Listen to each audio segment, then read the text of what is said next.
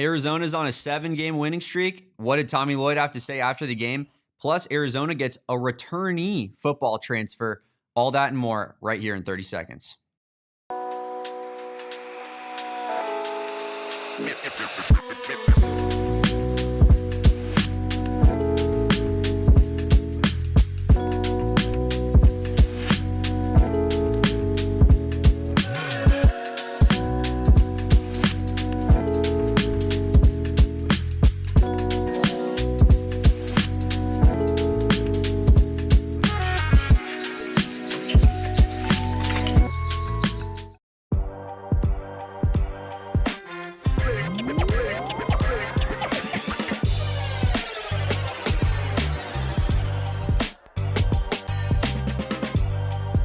Welcome in, guys, to the AZ Wildcats podcast, live from Studio K, presented by our friends at Circle K.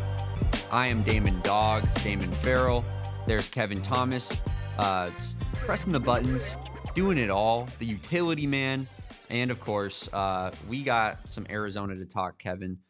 What a beautiful, beautiful day. That song, I'm telling you, man, it just hits a little bit different, doesn't it? It does. When you're 7-0 on your last 7 attempts at it, and you're 5-0 in conference, Damon, it doesn't get much more exciting, much more electric than that, Damon. I'm excited to talk some Arizona basketball today. We even got a little bit of Arizona football news and notes to talk about later, Damon. But Baylor game last night, you and I were up late watching that one. I know a lot of fans at home were also up late past their bedtimes watching that one. And we're excited to talk about that one. I'd argue not late enough, Kevin. I'm sitting here and I'm thinking to myself this morning, working off of 4 or 5 hours of sleep, saying, man, I wish that tip-off was at 10:30 last night, maybe 11, maybe midnight madness, Just tip it off at 1 a.m. Be the first game of the day today. Forget about it. I think that would be ideal, So I absolutely lots of fun last night. But yeah. How hard to be mad when you get that kind of performance, especially in the first half, but not an entirely complete basketball game from our Wildcats. Need them to pick that up. But yeah, it's hard to be mad about 7 wins in a row, Kevin. Hard to be mad about first place in the Big 12. Lots of things to clean up, but this team is certainly on the right track.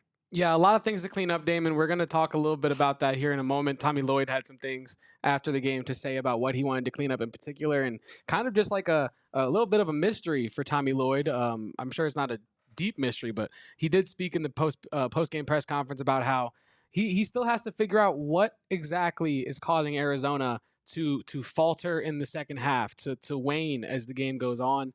He doesn't know if it's a fatigue thing, if it's a selfishness thing, if it's an effort thing. And that's been, I think, the Achilles heel of this Arizona team so far this season is an inconsistency with the urgency of play, right? But as Eric today said in the chat, it's a good day to feel a little delusional because we are undefeated in conference and Arizona looks really good, even though there are some major flaws still. Absolutely, there are certainly some flaws that need to be hammered out, but this team is on the right track, and I feel like they're getting more of the national attention Yes. that Arizona fans somewhat desire. Just given the win streak, right? Like I think when you're 5-5, your teams look at your record and they think, wow, what a disappointing season for Arizona basketball. Oh, must be a down year. Now they're looking at the record. They see the win streak. They see the first place in the Big 12, and that's going to do wonders in terms of just the national attention that this program gets. And, I know for a fact as an Arizona fan, we crave national attention and people, unless it's Bryce James, I guess, patting us on the back. Yeah. Well, I mean, that's just a small subsection, I feel like, of this fan base, but yeah, in general, the national attention is very much desired. And that's what comes with winning basketball games, especially beating ranked teams. They've now beaten Cincinnati, who's no longer ranked, but Cincinnati, West Virginia, and Baylor, who were all ranked at the time that we beat them. So, yeah, I mean, getting some ranked wins, adding some decent wins to the resume here, and they got a big game against Texas Tech and Lubbock coming up that we're gonna preview all throughout the week, heading into Saturday. But yeah, Kevin, what stood out to you about last night that you want to talk about today? Like, what should we lead off with? I think we'd be remiss to not start with not last night's game, but the game before, right? The UCF game, because Tommy Lloyd after that game came out on fire in the post-game press conference, or at least as much on fire as we've ever seen Tommy Lloyd since he's been Arizona's head basketball coach, Damon. And I think one thing that Arizona fans were all watching for in this game against Baylor last night was how will this team come out and respond to the message that Tommy Lloyd had. And he did mention that last night in the post-game press conference. So let's just let Tommy Lloyd tell us about the response that he saw from his team last night. Yeah, for sure. I mean, I thought they came out and they played spirited, good effort. Obviously we have a big lead again and we kind of let it dwindle. I mean, we didn't let it get as close as we did last time. It's just something we got to focus on. And, I got to figure out, why is it happening? And is it human nature? Is it fatigue? Is it a little bit of selfishness? These are the things I got to figure out. But listen, these guys deserve a lot of credit. I mean, they've been through a lot this year. Obviously, we know that. And, they got great character, and they've responded. And they've come out and they played really well. Tonight was a big game that we needed to play well. We needed this one.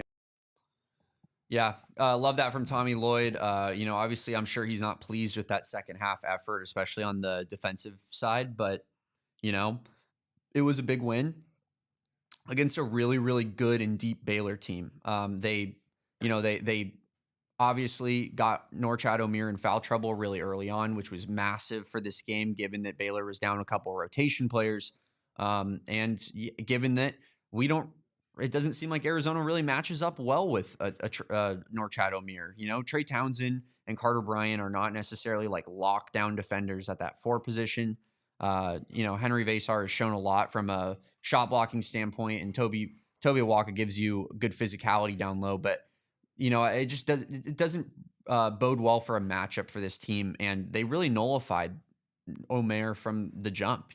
Yeah, and I think, we were talking a little bit pre-show about how I need to issue a slight apology, and we'll get back to what Tommy Lloyd said in a second here, but I got to issue a slight apology to one Trey Townsend, who neither Damon nor I have been the biggest fan of this season, and that's okay, right? Because Trey Townsend is getting the minutes that he's getting because obviously Tommy Lloyd thinks he deserves them, whether me and Damon agree or not.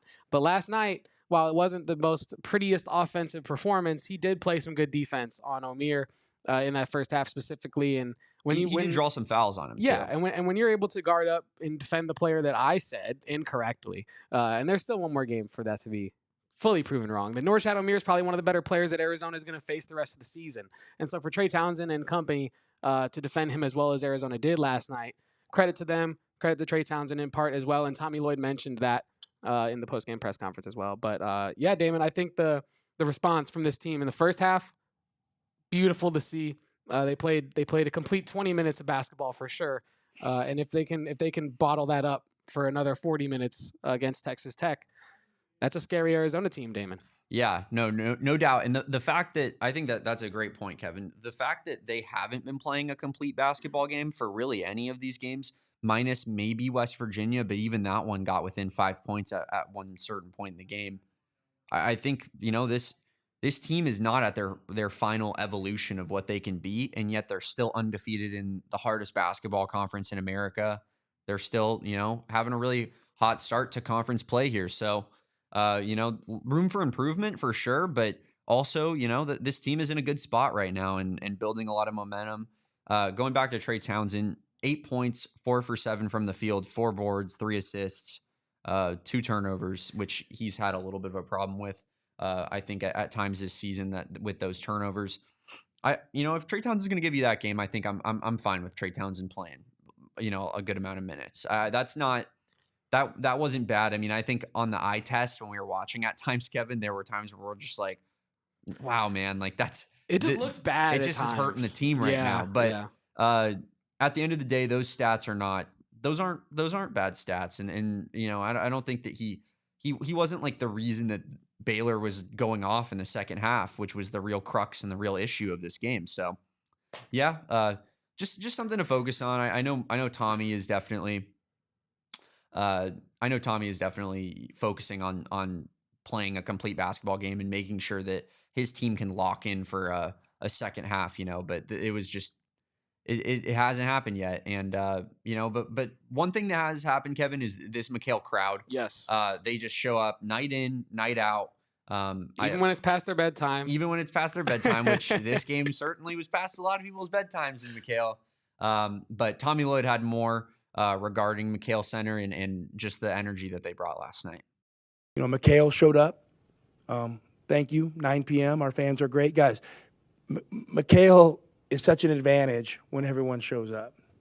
And for me, my dream, I have a lot of dreams.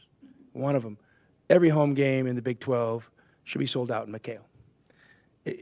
If we don't sell it out for, a directional school in the non-conference, I don't love it, but maybe I'll understand it. But every Big 12 game should be sold out. Our fan base is awesome. Our players deserve it. So my plea to the fans is no empty seats. And it was great. I mean, it felt awesome atmosphere, but these guys deserve that. The program deserves that, and they don't deserve it because of me.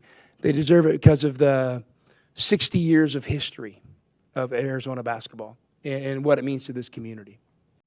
Yeah, Damon, and you heard it there. I also want to point out that he opened up this press conference by pointing out the members of the media that he did not think would be there due to the late tip. He sat down and was like, "Oh, I'm happy to see everybody's here."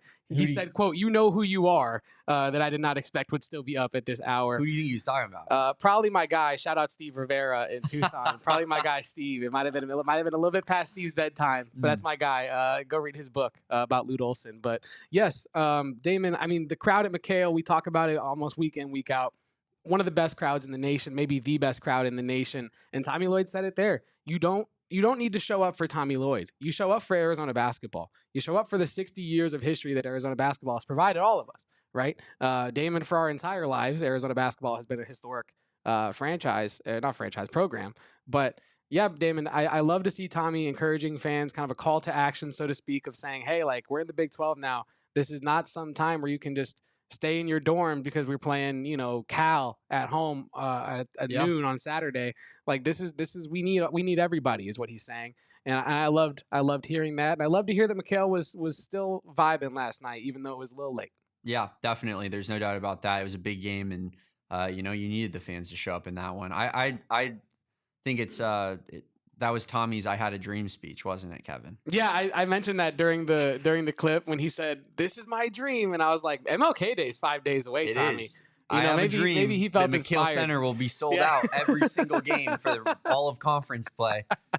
You gotta love that. I mean, it doesn't get any better than that. Yes. I want to shout out the chat here. We got June, we got Five of a Kind Media, Brian, Valley Boy, Erica, Andrew. I want to highlight here Kobe's comment. He says he needs this hat. It is a pretty sweet hat, Kobe. But one thing Kobe said regarding McHale Center, and he said he had a Baylor friend that he met up with last night, and his friend who is used to Big 12 environments, I'm presuming has been to some other venues within the Big 12. Obviously has been to Baylor games in Waco, and there I believe they have kind of a semi-new arena that they built for Baylor in the last 10 years or so. And he said that McHale Center was absolutely popping last night. I think that's the kind of stuff and compliments from other fans that it's got to put a smile on your face, make you happy as an Arizona fan, knowing that we're doing our job.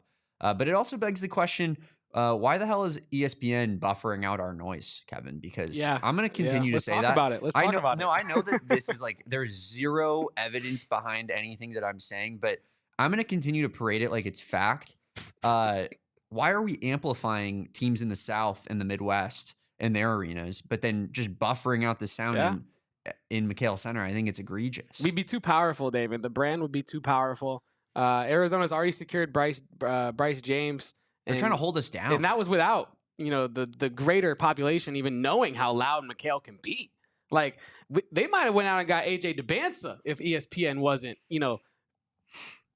suffocating the crowd noise, so to speak. And, Damon, who knows the everlasting effects of this suppression, but we will rise above it as a fan base and be louder than ever, even though ESPN might be trying to hold us down, Damon. But yeah, I think that, I saw that same post from Kobe last night on Twitter, and I don't know if it was his friend or a different Baylor fan, but there was a Baylor fan who I guess made a bet that if Arizona won, they'd have to put on an Arizona dad hat and put the Wildcat bear down hand sign up. Yeah, that was Cam Stewart from Locked On Baylor, right? I think it was a different person. Like Was it? I think it was. Maybe that was Cam, but I didn't really look into it that deep. But I did see a Baylor fan kind of giving huge props to Arizona the same way you did. So McHale and Arizona as a brand is making itself felt in the Big 12. Fan bases are noticing that Arizona's a real program. I think that was actually Kobe's friend. I'm pretty sure. Okay, yeah. That's what I was thinking too, because I think Kobe responded under that. But yeah, I mean, I love seeing Arizona get this national recognition. You mentioned it.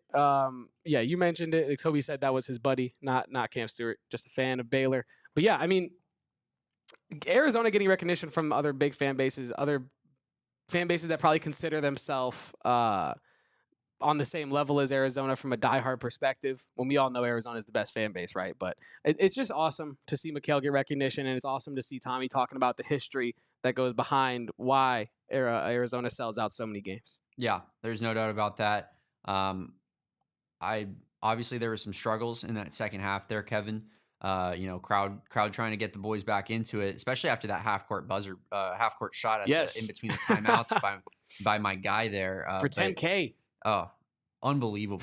Is that the best feeling? Does it get any better than that, Kevin? I don't even know. I don't even know, because I've never hit a $10,000 half court shot in my life. Freaking out. All the half court shots I've hit were at some wreck, and they were worthless because I didn't get $10,000 like that guy did. If you had told me just go hit a half court shot at McHale for $10,000, maybe I would have practiced at McHale. If I, broke in, practiced. Who knows? Do you think that guy was a student, or is he just like a random fan? Just a random. It would hit way harder as a student. It would in front of all your classmates. You just got back for winter semester account. Too. Oh my god! You probably just purchased some new textbooks, or e-textbooks these days. And yeah, I mean that had to be Arizona's version of the college game day field goal. Erica is a good way to put it. But yeah, Damon, the crowd was electric last night, but it wasn't all sunshine and rainbows for Arizona basketball in the second half, as Baylor scored 51 points in the second half, really bringing it a lot closer with an 11-point margin of victory for Arizona, which really could have easily been, not easily, but it really could have been like a 15 to 20-point victory for Arizona. And someone, I believe it might have been Steve Rivera, asked in the postgame press conference if Tommy was still upset or if he was still seeing the same issues that caused him to have an outburst after last game. And let's see what Tommy had to say to that. There were a few similarities. There was a few similarities with some turnovers. They kind of went more exclusive to their zone. They were doing like switching man more in the first half, went more exclusive to their zone. And, their zone's unique. And you try to prepare your players for it. You try to tell them what it's going to look like and feel like. Your scout team maybe can't simulate it as good as you would like. And so you got to get a feel for it. So hopefully we'll learn, from this, and our zone offense will get better. I just thought, we were playing way too far out on the perimeter. We kind of lost our energy and effort. And so we're just kind of, putting the ball overhead, passing it side to side, and, get nothing, no penetration, no dribble penetration, no pass penetration. And so, I thought it left a lot to be desired, but, you're also, managing a lead and trying to win the ball game. I mean, to me, that was the ultimate thing. I wasn't, whatever. I wasn't going to get too worried about it, because my main focus was we need to get out of here with a win, because, wins in the Big 12 are hard to come by. And we needed to get this one today, because we know we're going on a 2-game road trip. Yeah, that's a good point, Kevin. We've talked about it. Like, maybe this is just the Big 12 to an extent, right? Like these teams are good enough where they're going to find a way to claw back in these basketball games. It's like watching an NBA game, right? Where, a team's down 20 and next thing you know, it's a 5-point basketball game because they just hit 5 3-pointers in a row. Like, this is modern basketball. And when you're playing at the highest level, you can't just roll over teams necessarily. Baylor has too much pride. Scott Drew is too good of a coach for his team to just completely just die out on him. So yeah, I mean, this Baylor team is good, and they showed up in the second half in a big way. Arizona, wasn't playing with the intensity that they brought in the first half, and that played a big factor, I believe. But you had a guy like VJ Edgecombe who had 0 at half, score 14 in the second half, and really get going. Jeremy Roach had a bad first half and kind of played better in the second half as well. So those are good players. They're not going to be bad for 40 minutes of basketball. And Tommy had good perspective there. Like, this is the Big 12. We got the W. But there are tons of things to clean up, right? Yeah, and I think what stood out to me most in that answer from Tommy Lloyd was he was speaking to the idea that when Arizona got slowed down, they stopped trying to penetrate the paint. Mm-hmm. They stopped trying to get the looks that they were getting and hitting in the first half.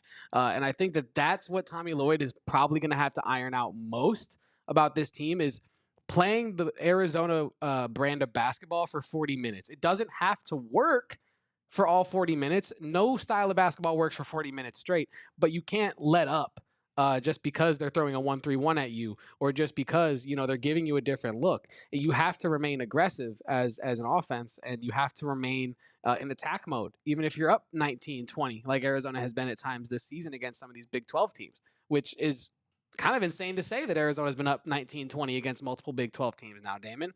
But when you are, you need to maintain aggressiveness and you need to maintain urgency as an offense when you are in those situations. I think Kobe brought up a good point in the chat. Yep. He says, I'm happy that we saw the 1-3-1 in this situation in a tighter game. Big 12 is far better than exposing things than the Pac-12 was. Certainly. And that's totally true, right? I mean, these teams are, for the most part, all better than the opponents. And the coaches are better. Like we've talked about that ad nauseum, but I always forget how to say the Iowa State coach's name. It's like TJ. It's like Otzelberger? Yeah, something like that. Otzelberger, 100%. Yeah.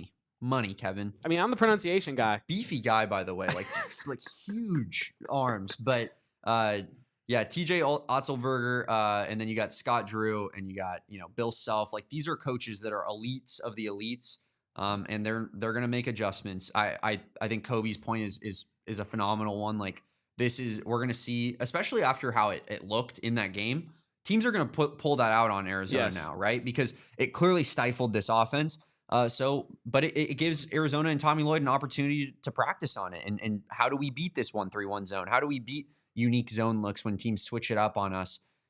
Because, Arizona gets out to a lead or whatnot. So, yeah. And another thing we've talked about, Kevin, is this team and their spacing, right? Like there are not a ton of spacers on this roster. You have Delly, and that's essentially it. Like that's his role. He's a spacer. He's a shooter. And then you have Caleb Love, who is a volume 3-point shooter. He attempts over 7 per game, but he's not hitting right now. He's kind of Jekyll and Hyde a little bit, You don't know if you're going to get Dr. Jekyll or Dr. Hyde. It doesn't.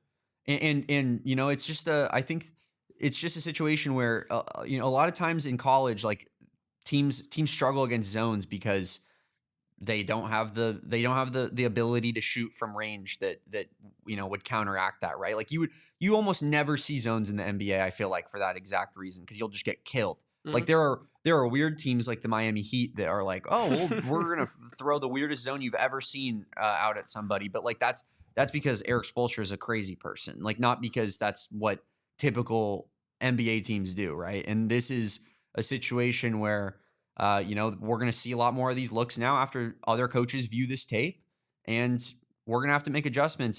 Tommy's going to have to make adjustments for this team. So, it's a good thing that they saw it early and they can adjust to it, but definitely something that you would want to monitor moving forward, Yeah, no, it's definitely something to watch going forward is Arizona's response to different defensive looks now that they're seeing more tough defenses in the Big 12. And Lost Highway puts it here, Arizona was doing well against the zone. They just missed some easy shots there, which is part of it too, right? I mean, there were some bunnies in this game that Arizona missed even when there wasn't a zone. And that's just going to happen from time to time, And I think that, like Kobe said, Arizona seeing this look early is huge because you don't want to see it in late March for the first time and then not know how to overcome it, right? And that's a big deal. But one player that Arizona is probably not going to have to work on adjusting is Jaden Bradley. And we do have some words for Jaden Bradley. But first, let's just take a quick break and talk about some of our fun partners here at PHNX. Let's do it. Well, Damon, last night when I got home, I was really wishing I had a nice HelloFresh ready-made meal for me waiting because it was late night. No question, brother. And there's no better time than to break out HelloFresh when you get home and you don't really have time to cook, right? So, look, I was in college and I was using HelloFresh all the time, right? It's a beautiful service. They'll deliver ready-made or fresh-to-be-made ingredients right to your door. Very well stored in a nice temperature-controlled box with clear ingredients and clear instructions how to use the fresh ingredients. as I stumble over my words in this HelloFresh read. But there's no better time to join HelloFresh with over 50 wholesome, hassle-free meals to choose from, each week delivered to your door. And Damon, the newest, coolest thing HelloFresh has done is their ready-made meals, because it used to just be only you could, have the ingredients sent where you can make the meal yourself. Now they'll make it for you, and all you have to do is pop it in the microwave to heat it up. Ready-made 15-minute meals just done in 3 simple steps, so you can eat better this year without the hassle if you have a New Year's resolution to get healthier, maybe lose a little bit of weight, or just, increase your nutrition in general, right? That's what I was using it for. Get healthier, get in the habit of cooking with HelloFresh. Get up to 10 free meals and a free high-protein item for life at HelloFresh.com/Wildcats10FM. 1 item per box with active subscription. Free meals applied as discount on first box. New subscribers only, varies by plan. That's up to 10 free meals with HelloFresh.com/Wildcats10FM. And yeah, Damon, that's why HelloFresh is America's #1 meal kit. No doubt about that. #1 meal kit. #1 hat that I love to wear is my friends over at Branded Bills. I got a bunch behind me here. You can see we got this U of A collection, nice and pretty. We got the cactus logo on that Navy one, state outline logo on that other one. Our friends at Branded Bills are the best hats in the game. And of course, it's National Hat Day, Kevin. So head on over to Branded Bills. Is there a better time to buy a Branded Bills hat than on National Hat Day? I was wearing my Branded Bills hat last night and the show before. You go check out those shows. I got our PHNX collection that's on our locker. And I also had a cactus logo hat on last night. Love our friends at Branded Bills. Great people, too. Came into the office the other day, Kevin, asking us what we think the best design for Arizona fans would be. You don't get that kind of care and attention to detail from most, big companies like this. But the good thing about Branded Bills is they're a big company now, but they are based locally out of Mesa, Arizona. So they care about the Wildcats. They care about our community, and they care about our state. So head on over, check out their campus collection, all their U of A stuff. Kevin was in Tucson. He saw some pretty cool exclusive Tucson collection stuff that they only have at the Arizona I bookstore. literally tried to get it from the reps that came into the office, and they were like, I have no idea what you're talking about. We don't even have those. We don't have those. We can't get those. Like, that's just for you in Tucson. Like, that's just for all of you guys. Tucson exclusives. Head to brandedbills.com. Use code PHNX for 20% off your first order. Damon, and Kobe brought up in the chat here that Kobe just bought a Branded Bills hat, and they do have the new Cats logo. So that retro Cats script style logo in the red, and they also have it in like a bluish color, like a light blue, I think I saw as well. But yeah, that literally dropped yesterday or Monday. Yeah. So that is brand new Branded Bills merch. Kevin, I'll never look at that logo again without thinking of my sweet sticker that the Arizona Athletic Department sent out to all football season ticket holders. That script Cats logo, just a beautiful sticker. And I think I threw it away on accident. It might have gone right there under the Arizona sticker on your laptop, maybe. Oh, I literally have the spot for it. It's right there. That was where it was going right there. I mean, it was going to be beautiful. That's and tough. I'm sure some of these people in this chat that are football season ticket holders got that sticker. And yeah. If you ever see Damon, just flaunt your sticker at him. Or if you haven't used your sticker, let Damon know on Twitter, and maybe he'll buy it off you. I would buy it off of you. But yeah, absolutely devastating. But the coolest logo in the business, right? Yeah. As well as all our logos. We're a good logo school. Arizona has incredible branding. Elite. Incredible branding. I was having an argument with someone the other day, and they were telling me that the Block A is not like iconic. And it's iconic. I was like, what are you talking about? It's like, it's iconic. No one has a logo like that in all of sports. The Alabama A is just not relevant. It's like, dude, that, like, when you think of like SEC football, the Alabama A pops up, right? Like, that's one of the things that pops up. And I think when you think of high level college basketball, the Block A is one of the logos that pops up. Maybe the cactus logo pops up too. But that just is entirely Damon's point, that Arizona's branding is so elite, so generational, that it doesn't matter if you have the old retro, the new, it doesn't matter. It's all fire. All the Wilbur logos hit too. I know. We tried to get Branded Bills to put that on the hat. We can't discount the Wilbur logos. Of course, you got the, just the face logo. You got the Wilbur cowboy logo. I mean, those are unbelievable. Michael says retro logo with the cactus is top tier. Yeah, absolutely. Facts. I mean, there's no doubt about that, Michael. We need that on our center court. We do. It's just that simple. If you're on over on X watching us, why not head on over to YouTube, hop in the chat here, have a good time with us. if you are in this chat, we appreciate you. We love you. You guys are family to us, as I always say. Like this video, please. Helps us out a lot. Subscribe to the channel if you haven't already. And hop in this chat and have a good time with us. We're chilling. We like to shout the people out in the chat that like to hang out. But Kevin, you mentioned Jaden Bradley also spoke after the game, and we got a couple of clips from him. What did Jaden Bradley have to say about this team and their inability to play a full 40-minute basketball game? Yeah, so as you alluded to, we got 2 Jaden Bradley sound bites here. The first one we're going to talk about is, they asked Jaden Bradley, like, what's up with Arizona not being able to play a full 40-minute game? They mentioned that while the first half looked incredible, the second half looked a lot lackluster, and it looked like a lot of culmination of all of Arizona's problems so far this season in the second half to an extent, right?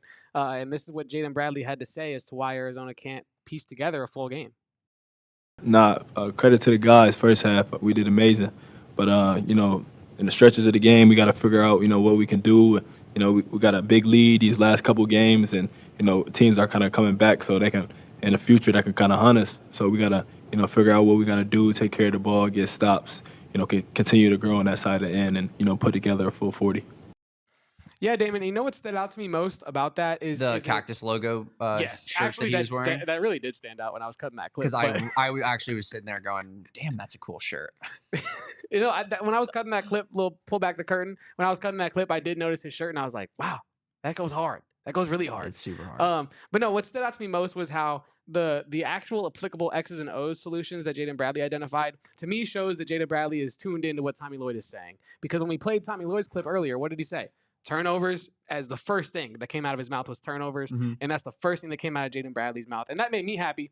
As a fan, I feel like Tommy Lloyd is not just speaking into the void. I feel like the players are really being receptive to what he has to say to an extent. What else stood out to me there was how he mentioned that, these are early struggles, and I think that the key here is that Arizona is having issues that would ordinarily plague a team in the tournament, kill a team in the tournament, right? Not playing a full 40. Being one of them, not being able to respond to certain defensive looks. That's what we were talking about last night, right? Like I think I said at one point to you, like this will be the death of this team if they don't figure out how to close out games. Yeah, and I mentioned it to our coworker Kyle. Shout out Redbeard. I mentioned that to him today of like, Arizona is just really struggling to close out teams, and they're really allowing teams to get back into these games. And first words out of Kyle's mouth, and he was right on the money, was, "Oh, that'll kill you in March. That'll kill you in March. That'll kill you in the tournament because you cannot let teams get back into games. You have to keep your foot on their neck, keep your foot on the pedal, keep your foot wherever you need to keep your foot to win these basketball games, Damon."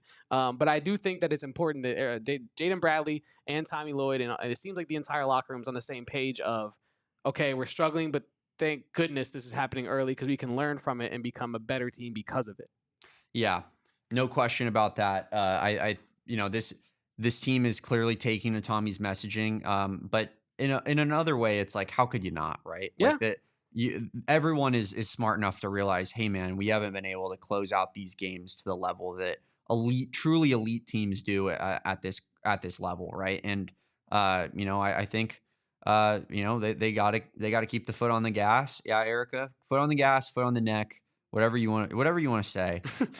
It's just the crux of the issue right now, and they got to figure out a way to kind of put it together for that full stretch. And I want to address something else, Kevin. We got a comment, and people not happy that we're focusing on the negative last night. I don't think that's true at all. I think we've been entirely just realistic about where this team is at. I think we're hyped about where we are in the Big 12 standings, hyped about first place, hyped about the win streak, right? You mentioned it. I let off the show 3 post games ago saying are we ever going to lose a basketball game again? And honestly, right now, I'm not convinced that we are, but I've seen no evidence to the contrary. Yeah. But at the same time, Kevin and I are going to come on here and we're going to tell you how we view it. We're never going to try to be overtly negative about anything, but if we view something a certain way, we're not going to hold our tongue and just sunshine and rainbows and, oh, the boys are trying and everything's great. That's not orange slices for Trey Townsend and company. That's Brent Brennan's job. That's not Kevin and Damon's job. Orange slice guy. Yeah. That's Brent Brennan's job. But I think that this is we got to talk about the bad things, and that's, it is what it is. Yeah, and sometimes when you have a game where you're as dominant as you are in the first half, and then in the second half you let up the gas a little bit, and you let them back in, it leaves a negative taste in the mouth of people watching. And I think that when you're sitting there and it's a 9-point game after you were up 20 plus, and you're like, oh my God, what if they hit a 3-pointer right now? It would be disingenuous of us to get on here and be like, everything's awesome, Arizona's undefeated and everything's perfect because the record is perfect. And it's like, well, hold on, like, Baylor put up 51 in the second half. Like, it wouldn't be if it was perfect. Baylor puts up like half of that in the second half. I mean, so and some more inside baseball here, Kevin. Like, pull back the curtain again. I think me, Erica, and Kevin were in our group chat, and I think I said the words like, "We're cutting down the nets this year." Like, after the first half, it's just like, it's the ebbs and flows of a game, and they obviously didn't play great in the second half, but the offense wasn't the problem. I'm looking at the shooting here, Kevin. In the second half against Baylor last night, they shot 53.8% from the field. So, and they put up, I think it was 39 points. Like, it wasn't a bad, 39 points. It wasn't a bad offensive performance in the second half. It was more the defensive side of the ball and allowing easy buckets. I think, like, off the turnovers and whatnot, like, Caleb Love shoots that 3 and he doesn't get back on defense. He lets Jeremy Roach get a free bucket when they're on that run. Like, it was just a lot of that, like giving easy buckets to people, and it's got to improve, but it's defense and then the little things overall. I think, like, it's defense and like turnovers, offensive rebounding, like it all kind of plays into the same pot of why a team like Baylor can look so anemic in the first half and then come out in the second half and put up 51, right? And so I think that Arizona, and Tommy Lloyd has talked about it, has some things to figure out as to mentality.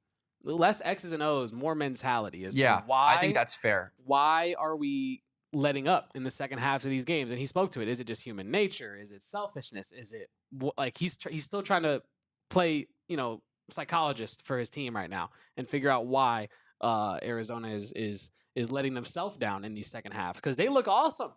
They look awesome when things are good, and then they kind of let teams get hot, and then they make it a struggle for themselves. Yeah. Listen to these shooting splits here, Kevin. First half for Baylor, 7 for 27 from the field, 25.9% shooting, 1 for 9 from 3, 11.1% for Baylor. Awful. In that second half, 20 for 29 from field goal, from the field, 69% field goal percentage. Nice. 3-point percentage, 5 for 11, 45.5%. That's insane. Just an entirely different team that we saw in the second half. And we talked about it. Like, you let up a little bit defensively, right? You take your foot off the gas a little bit. Baylor hits a few shots. Then all of a sudden that confidence starts growing. Then all of a sudden they're hitting contested shots and they can't miss. Then all of a sudden Nunn breaks Caleb Love's ankles and hits a 3. Did you see Caleb's face when that happened? I didn't see his exact face, but I did see his body language. I saw his body language once the shot went in, kind of changed of like, because I feel like we've all had our ankles broken at some point, right, in our life, of like either wreck or like not completely broken to the ground. Like, you're not always touching ground, right? Because Caleb didn't like fall over. He did touch ground though. You might not believe me here, and I'm not like a big like, oh, I'm the best athlete in the world guy, but like for some reason I've always felt like I was like very hard to juke. I don't know why, but that was just like a good athletic ability of mine. Maybe you just got the deli in you, the Matthew Dellavedova in you, because I don't. That's not deli. We've talked about that already. Yeah, I know. But we have talked about it, and I said that your deli has to earn my deli's name. So that's all I'm gonna say on that. But okay, I'm just saying that that Cavs guy is crazy. I'm just saying that when Caleb Love had his ankles broken, I did see his body language change, because he knew that if the shot missed, yes, I'm fine. If the shot hits, yes, this is going in this guy's career tape.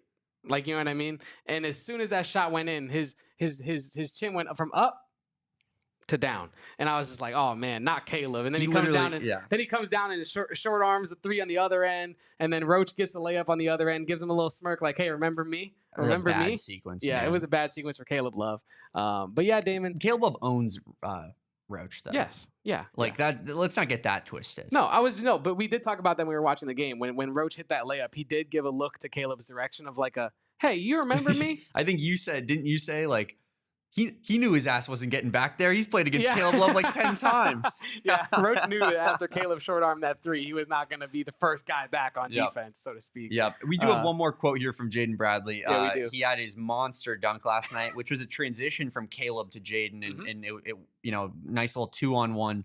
And Jaden really rose up to a level that I didn't really know he had in his bag. Like, obviously the dude's athletic, but like, dude, that was an authoritative dunk. And he's going to tell you who inspired him to get up like that, Damon, because I didn't tell Damon who inspired JB before the show, and so let's find out, y'all, together.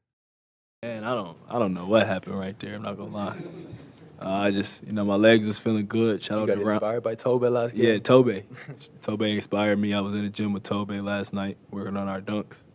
I just, kind of went for it and went my way. He was in the gym last night with Tobe working on his dunks, Damon, and Tobe Awaka, the unsung hero of this Arizona basketball team, just clearly the locker room guy. Vibes guy. Yeah, big vibes guy, Tobe Awaka. Literally a big vibes guy. Top 10 Toby. Obviously, he had that number 1 SportsCenter top 10 play, debuting at number 1 there on the dunk. And just a ferocious slam. Ferocious. Absolutely ferocious.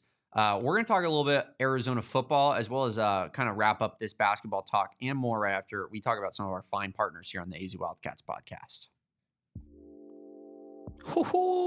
I love to talk about Neutral, Damon. Keep it tasty, Tucson. If you want a real, authentic, fresh, refreshing hard vodka seltzer, Neutral has arrived, and this is the PSA for you. Keep it tasty, Tucson. Neutral is made with real ingredients like real vodka, seltzer, and obviously real juice, Damon. None of that fake sugary stuff that you find in the store these days. Neutral is real good.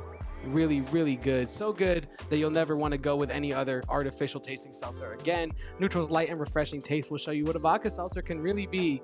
And Damon, if you're in the McHale Center, go get yourself a Neutral next time the Arizona is in the McHale Center. If you're taking the trip to Lubbock, if you want to take a trip to Lubbock, I'm sure you can find some Neutrals on the way. Stock up. Make sure you have some when you get to Lubbock. Pre-game, enjoy the game. Hopefully watch an Arizona dub on Saturday. But keep it tasty, Tucson. Neutral. Enjoy responsibly. 2024 Anheuser-Busch Neutral flavored vodka and carbonation. St. Louis, Missouri. Shout out to the 314. Everyone stand up. They're from St. Louis? Yeah, Anheuser-Busch. Kings of the city, so to speak. I had no clue. Almost had Disney World in St. Louis. Disneyland, one of the two. Nothing works better and nothing partners better with Neutral than a good stop at Circle K, right? You want to hop in. Say you're going to like a little pregame situation, Kevin. You're drinking that night. Go into the beer cave. Oh yeah. Get yourself some Neutrals. Get yourself some beer. Walk out. Maybe grab some snacks on the way there. That your friends are going to want you to pull up with some Circle K snacks. I mean, it doesn't get any better than that. I got my snack cart behind me here. I'm going to dig into that right after this show is over. But gotta love our friends over at Circle K. And of course, I'm a member of the Inner Circle. It's a pretty exclusive club. Except that it's not. It's the easiest thing ever to freaking sign up for, Kevin. You literally just put in your phone number, download the Circle K app, and you sign up for it, and they give you basically free money. You can do it at the pump. Free money? If you're filling up already, just go on your phone and do it at the pump. It takes 30 seconds. It takes 30 seconds, and you save 25 cents off per gallon on your first 5 fill-ups. And then after that, you save 3 cents per gallon every single time you fill up until you become a premium member like me, like Kevin, and you save 5 cents off per gallon, which definitely adds up over time.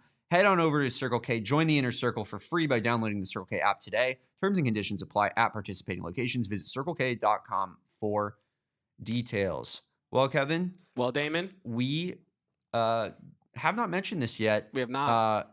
And it is, I don't think you know where I'm going. Oh, I thought I did. Maybe I don't. Curveball. Tommy Lloyd picks up his 99th win last night. This game in Lubbock against Texas Tech, we're going for 100. It's everything. It is. Tommy Lloyd going for his 100th victory.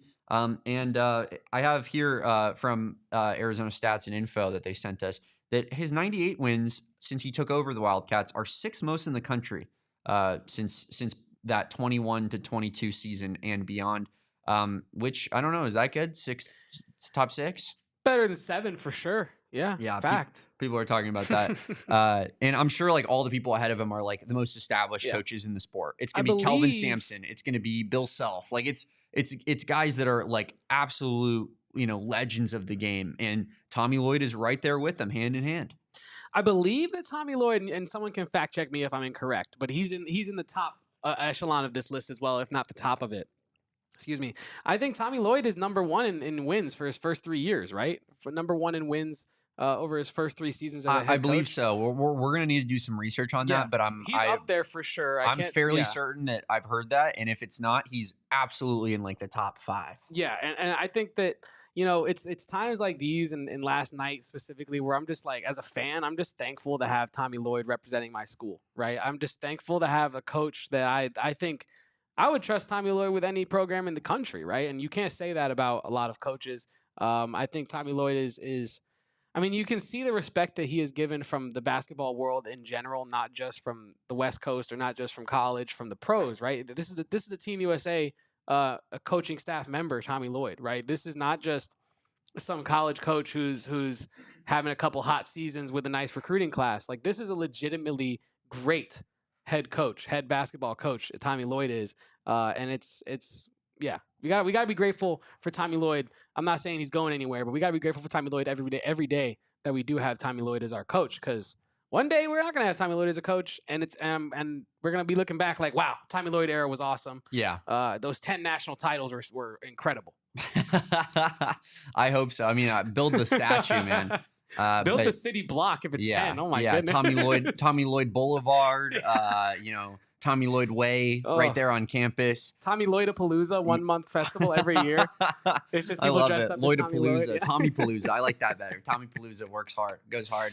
But yeah, I mean, it's on top of him being just a phenomenal basketball coach, he seems like just the best guy. Like, salt of the earth.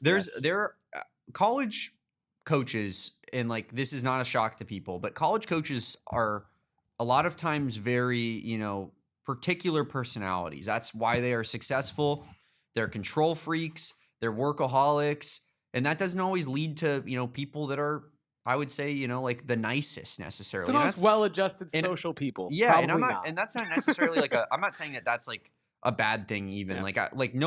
I'm not going to come up here and be like, Sean Miller was a mean guy. Like, I don't believe that. But Sean Miller was definitely not who Tommy Lloyd is as a personality. Like, Tommy Lloyd is a dude you'd want to grab a beer with, be your buddy. Yeah. And the difference here is, like, I think Brent Brennan is kind of similar, except he doesn't bring that elite coaching aspect on the same end. Yeah, it's like our top 2 coaches right now in the program both just a guy's guy. Are both salt of the earth dudes, like great dudes.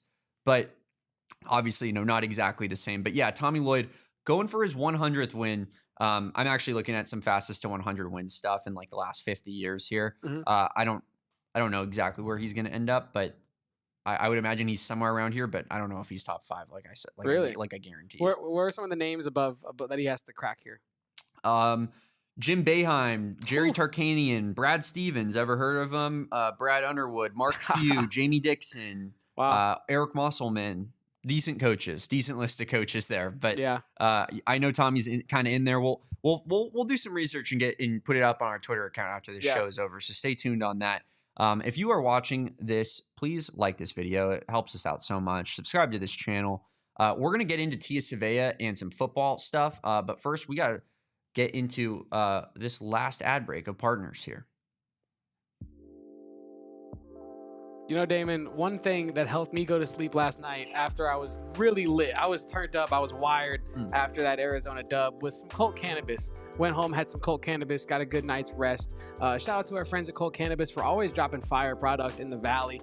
Tucson-based company, Damon. They do all their growing down in the T, and how beautiful is that? Just 2 Wildcats supporting a company that loves 2 Wildcats. You love to see that. But like I said, the Magic Marker strain, I've been saying it in all these reads, is super fire, y'all. And it's only available at our True Leave locations here in the Valley. They just had a new location open up 4 days ago in Maricopa. So if you're in that area, go check out our friends over at True Leave and get some Colt Cannabis, some Magic Marker. Tell them that Kevin and Damon over at PHNX sent you. Make sure to visit trueleave.com to find the local shop near you or place an order and find some great flower, because it is hard to find these days. But you can always find it at True Leave with our friends over at Colt Cannabis. So like I said, get over to trueleave.com to find your local shop near you or place an order in one of their stores today. We're excited to partner with True Leave and Colt Cannabis. Colt Cannabis, a Tucson company, everybody in this chat. You want to support local, you want to support the great city of Tucson, Colt Cannabis is the way to go there. And it's going to give you the best product in the business. Best casino in the business, of course, is Gila River Resorts and Casinos. We talk about it all the time, Kevin. I love Gila River Resorts and Casinos. And it's, because of all the things that they got going on over there, right? Like, for me, I love showing up. They got, they got thousands of live table games and slots. They got upscale to low scale restaurants, depending on what vibe you want in that circumstance. It smells good. It feels nice to be in there. They got a sweet pool, cool places to hang out and drink, watch concerts. But here's the big deal, Kevin. They're giving away a Lamborghini right now. Yes! I want a Lamborghini. Kevin wants a Lamborghini. I need a Lamborghini. Everybody wants a Lamborghini. And get ready to rev your engines for the $350,000 Lamborghini Lux giveaway. Every Friday in January and February, they're going to do a drawing with cash, free bonus play. And if you qualify, you can get in for the grand finale drawing, which is going to be on Saturday, March 1st at Wild Horse Pass, my favorite Gila River Resort location out of the 4. And you don't want to miss out on that opportunity. You want to get in on that grand finale prize. You want to get in yourself a new Lamborghini Lux. Ooh. You do you at Gila River Resorts and Casinos. Visit playathgila.com for more details or check out the link in the description below.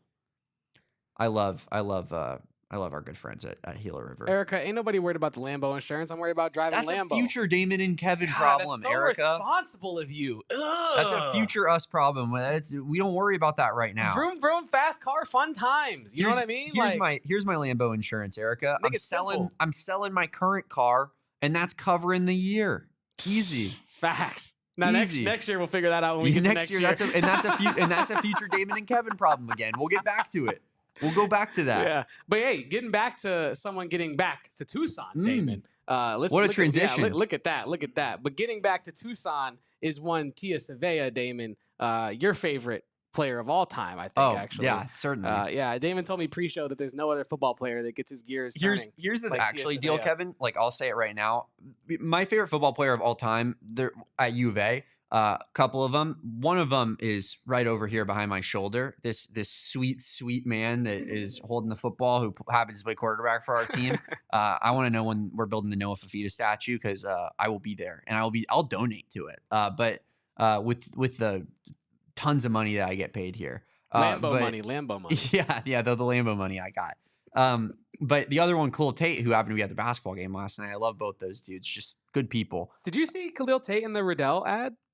I did. Yeah, he's a model now. That's awesome. Yeah, that's what I almost want to pull it up into the stream and get that going. Khalil Tate, he's been modeling. He has been doing some modeling, but that was a cool photo. Khalil Tate was a nice little football equipment ad there. That was cool to see. Yeah, it was pretty cool. And Chuba May in the AT&T commercial. Yeah. That was awesome. Very cool. Getting some attention here from our cats. But to your point, like you calling in my favorite player, I honestly, let's tie it up. Everybody on that 2023 Alamo Bowl winning team is my favorite player. Yeah. That whole team. I love all those dudes. I'll love all of them forever. Kobe, it wouldn't be the first time, brother. I'm on these streets all the time. Kobe, how could we You'll never take me off Twitter. You can't expect me and Damon to host a U of A show and not know about the Kobe's Twitter. Like, Kobe's Twitter got motion. You know what I mean? It does has actually. Some motion. It does. So I feel like that's been a recent phenomenon though. Like in the last year, like he's really turned it up. But I mean, it was his New Year's resolution was to take it to the next level, and he's well on his way. He's getting opposing fans to come into McHale and throw up the WC. Like, how beautiful is that? He is doing the missionary work that Arizona needs to have done for it, so that we can keep growing as a fan base and become even deeper in these streets, Damon. Yes. The tweet I was replying to with Kobe is when he brought up, remember when ASU basketball fans thought that they were going to be better than us this year? I responded to that too, actually. Yeah, with the wowza, because was funny. Our friend Eric Ruby likes to say, well, we have the same record. Like when they did have the same record as Arizona, they were like, well, we have the same record. What makes it different? And I was just like, they're so delulu, bro. It's adorable. They're just so delulu. It's Kevin. It's nuts because like if you know that if the shoe was on the other foot, say we were still struggling and they were playing good basketball and they were in a top 3 position in the Big 12 and we were bottom 3 like they are right now, would there be a parade in Tempe? Yeah, I think they'd 5 be games into parading the outside of season? our building right here. I think Oh, they'd be it'd go parading. throughout the whole valley. Yeah. They'd never would stop hang talking the about banner. it. They would hang in the banner. Best record in November and December 2025. in the state of 2024. Arizona. There was a portion where Joe Lunardi came out with his bracketology, and he had NAU, GCU, and ASU in his That was a dark bracketology, day. That was a and dark Arizona day. was out of it. And they were making fun of us for being the only Arizona team that wasn't in the tournament. Yeah. And look at it now, and now they're like they want to cower in fear and be like, "Wow, we never thought we were gonna be good at basketball." Like, dude, you can't play it both ways. You can't act like you don't care when you're bad, and then when you're good, be like, "This is the biggest deal in the history of the world." Yeah. Like, it doesn't work like that. No, in preseason you can't be like, yo, Josan Sainon and Jaden Quayton's about to be the top 2 players in the nation. Don't you wish you had them? And then now, fast forward to January 15th, and it's like, well, the team just isn't really like awesome. And what did you expect? Jaden Quayton's is really good, but like, yeah, what did you expect? Like, what did you expect from a Bobby Hurley team? This is always what was going to happen. It's like, all right, Yeah, all like, right. Like when they were up on Kansas in the first half. You think that's what they were saying? That was like 2 games ago, brother. I think I saw Totri and Eric booking the tickets to the Big 12 title game. But yeah, they didn't even do a post game last night, No. Damon. They are scared of the smoke, so to speak. Sad. It is sad. Yeah, I mean, we were here for a UCF post game. I don't know where they're at. You know what I mean? But no, Damon, I get it. It was late. You know, It was late. if you're not an Arizona Wildcat fan, you know what I mean? ASU hoops doesn't have motion. Yeah, like they that. don't We got know motion it. twin. No motion twin. No motion twin. But we gotta talk about Tia Savea We here. really do. We totally sidetracked that, but it's just kind of entertainment that we got here. Tia Savea, as I said, all my favorite players were on that 2023 Alamo Bowl team. I love each and every one of those guys. Even the ones that went to Washington, I'll forgive you. But time heals all wounds, Kevin. Well said. But Tia Savea, he transferred from UCLA to Arizona following Johnny Nansen when Johnny Nansen was named Arizona's defensive coordinator. And then when Johnny Nansen was named Texas's defensive coordinator, he followed him again. So Tia Savea, with him coming back without Johnny Nansen, this will be the first time in his college football career that he is not being coached by Johnny Nansen on the defensive line. Just a little interesting fact. He's going away from his a coach that he has a great relationship with, but it's to come back home to a place that he's comfortable with, a place that he got playing time in. He didn't play a whole lot for Texas last year. He redshirted for Texas. I'm sure that they told him, hey, you're not going to play a whole lot. It might be smart to just save your year of eligibility and go somewhere else next year. And I'm sure that it was good for him to be in that environment and experience what it's like to be in Austin, especially when you have a really, really good team on deck. But it just didn't really work out for him in his new spot, and he finds himself back home here in Tucson. I know he's not originally from Damon, but do I need to bring in the obvious elephant? Do I need to bring it into the room? Texas to Tucson, brother. Texas to Tucson. Pipeline. People continue to say it's the greatest pipeline in all of college football.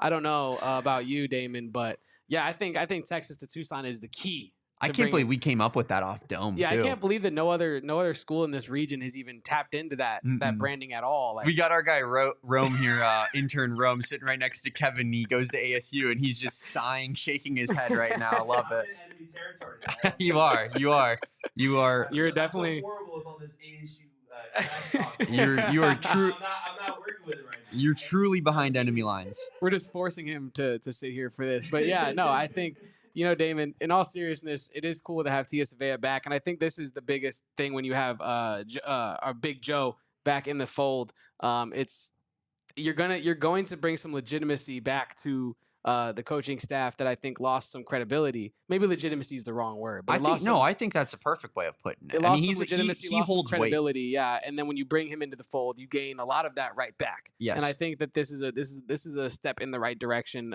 bringing back a Tia Savea, Damon. No doubt about it. Tia Savea, 22 tackles his last season at Arizona, 6 tackles for loss and 1.5 sacks, and 3 quarterback hurries, including one against Oklahoma in that Alamo Bowl.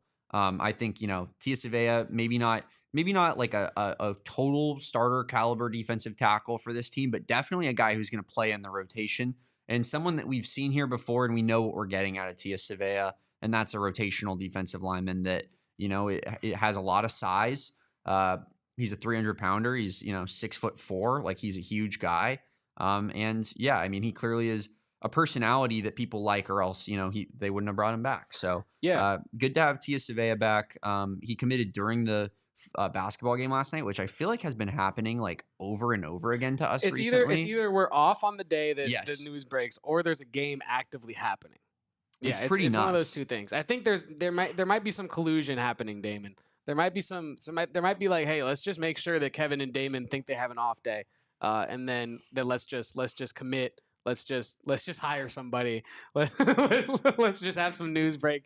Hey, LeBron, next time something goes down, let a brother know.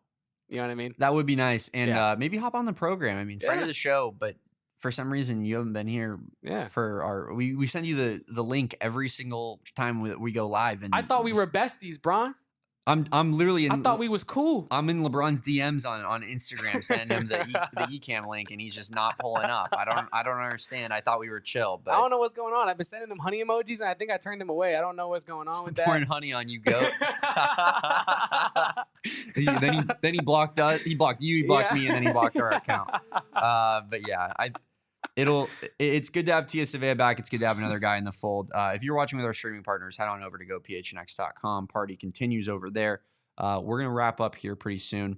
But yeah, Tia Savea, good to have him back. He was visiting Colorado, I saw. Colorado State, I should say, not Colorado. Big difference there. He was visiting Colorado State. He would figure to be a big-time starter and contributor there. But Big Joe thought he was good enough to come back to Tucson, and that's good enough for me, man. I got full trust in Big Joe Salvea and whatever he wants to do with this D-line. He's such a good recruiter and bringer of talent that, I think that's just a guy that has to, you got to be comfortable with whatever he decides is the right way to go. What Joe says goes, Damon. What Joe says goes at this point. I mean, I think it's like you spoke to the credibility that he has. You just have to trust the process with Joe Salvea. And I think like he's not going to get all his guys in the next couple of weeks. You know what I mean? It's going to be a process to form the team or form the defensive unit specifically that he envisions forming alongside of Gonzalez as well as the court, as he is the new coordinator. But yeah, it's like I said, it's a good step in the right direction, bringing more of a familial feel, I think, more of a family vibe back to this program that I think was missing last year. I think there was a couple sprinkles of family vibes, Bobby Wade, Brent Brennan being back, and T-Mac breaking Bobby Wade's record right in front of Bobby Wade. Like, it was a lot of cool through lines for Arizona last season, but ultimately, Damon, I love the family feel that Arizona football is trying to bring back, so to speak. Yeah. Because not to cut you off, sorry, I know I ended my sentence there, but it made me think of like how when Jed Fish was here, his whole thing was like, this is family, this is family, this is family, and then he abandons his family and leaves and just dips to a different even part of the country and told his whole family that, hey, I'm not going anywhere. Hey, I'm just gonna go get some cereal. And I'm gonna grab some milk. Yeah, I'm just gonna go grab some milk and sorry, flight to Washington. How'd that fall in my pocket? Oh, my suitcases. Oh, how'd that? Oh, I'm sorry. The AD of Washington was just already supposed to come over for brunch. I didn't know. I'm sorry. Yeah, but no, I think I think that by bringing in like a Joe Salvea and bringing in a Brent Brennan last season, Arizona is moving back towards a place where it's actually about family and actually about alum and actually about creating pride in the program again, right? Yeah.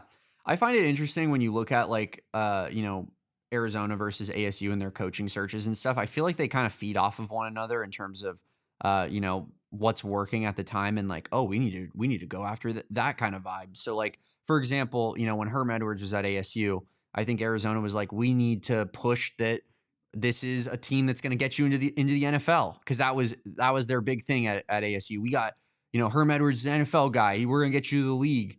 They acquired a lot of talent doing so. Jed Fish came in and that was his exact message, right? Like it was literally be a pro. That was the motto. Like, come to Arizona and be a pro. Like we'll get you to the league because this is a coaching staff full of people that have coached in the league. And then I think ASU looked at Jed Fish and saw the enthusiasm he was bringing to the table, interviewed Kenny Dillingham and said to themselves, we need that type of energy in our building.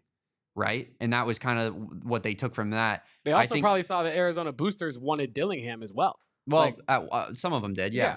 There was a contingency that were interested in Dillingham at the idea of him probably being finished Arizona's third coach. in our cycle. Yeah. It was probably Jed Fish, Brent Brennan, and then Kenny Dillingham right below. But that's just to your point, though. Yeah, no doubt about it. And then I think it's the pendulum has swung back, right? Like it's like Kenny went in and he was an alum of the school and he loves ASU. And Arizona, like I whether it was the right hire, whether you disagree with it or not, Arizona, I think, looked at Brent Brennan and said, this is this guy's dream job. You've got an Arizona guy. He wants to be here. His wife went here. His brother went here. Like his brother played here. Yeah, exactly. And like he coached here already. Like he knows he's Dick Tomey's like protege. Like it was that kind of stuff all factored in, I think, and they kind of like to, I don't know, mirror each other in that way. And you know, obviously hasn't worked out as to the best of our abilities, but Damon, it's just an interesting process. That was well said, but something just flashed across my big old forehead here as a thought. And Damon, we are remiss. We have not teased Friday's show yet.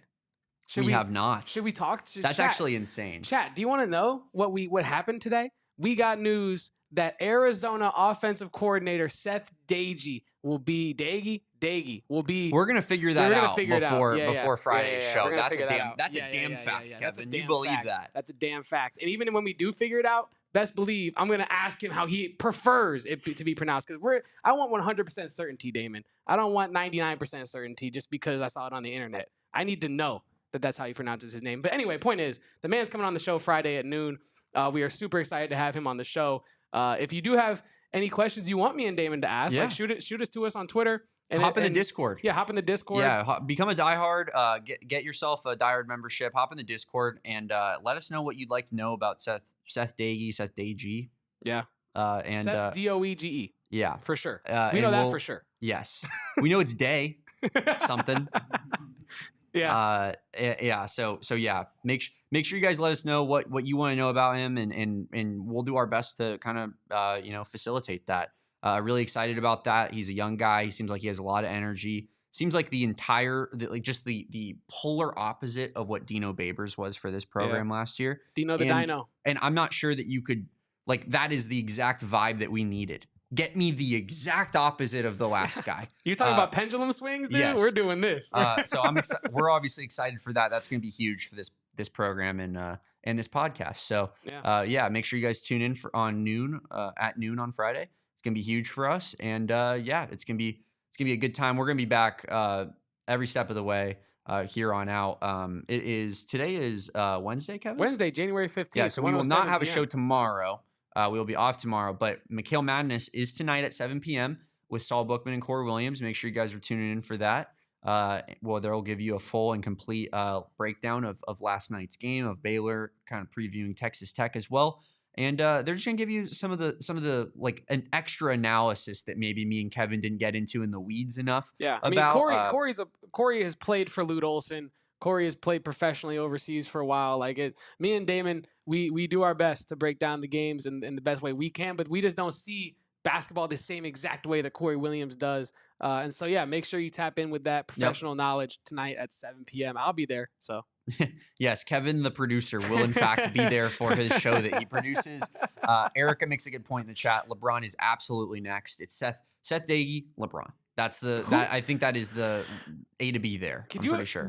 If you had told me, like, I don't know the dates anymore. It's all one big week, right? But like, if you had told me last month that you'd be mentioning Seth Dagey and LeBron James in the same sentence and it would make sense. Brother, we've put like LeBron in the same sentence as like everybody associated. We're talking about with the Arizona former Marshall football offensive coordinator and LeBron James. We were talking about KJ Lewis and LeBron James. KJ Lewis is a basketball player for a major program. I'm saying we're crossing levels of sports and referencing LeBron and Seth Dagey in the same sentence. Fair enough, Kevin. Yes, we will be back on a Friday talking to Coach Seth Dagey and more. Make sure you guys tune in for that. Thank you so much for watching this show. As I said, like this video, helps us out so much. Drop a comment on this video as well. Subscribe to this channel if you haven't already. Become a diehard. Chat with me and Kevin in the Discord. tons of fun. We were in there yesterday, Kevin, kind of during the game, just giving our thoughts, Yeah, live thoughts and stuff. And guess what? Guess what? It's not Twitter where I have to put a muzzle on myself. I can just let it fly in the Discord because there's a paywall behind it. Yeah. So I'm just getting weird, Kevin. I'm gonna continue to get weird in that Discord. Get weird and wild. Yep, get weird with us. This is the AZ Wildcats podcast. That's Kevin Thomas at Kevo Post. That's KEVOPOSTS on Twitter. I am at Damon Dog. That's Damon DAWG. Bark. And of course, follow our main account at PHNX_Wildcats. We will catch you next time on a Friday edition of the AZ Wildcats podcast. Peace. With the OC in the house. We all silly like the mayor.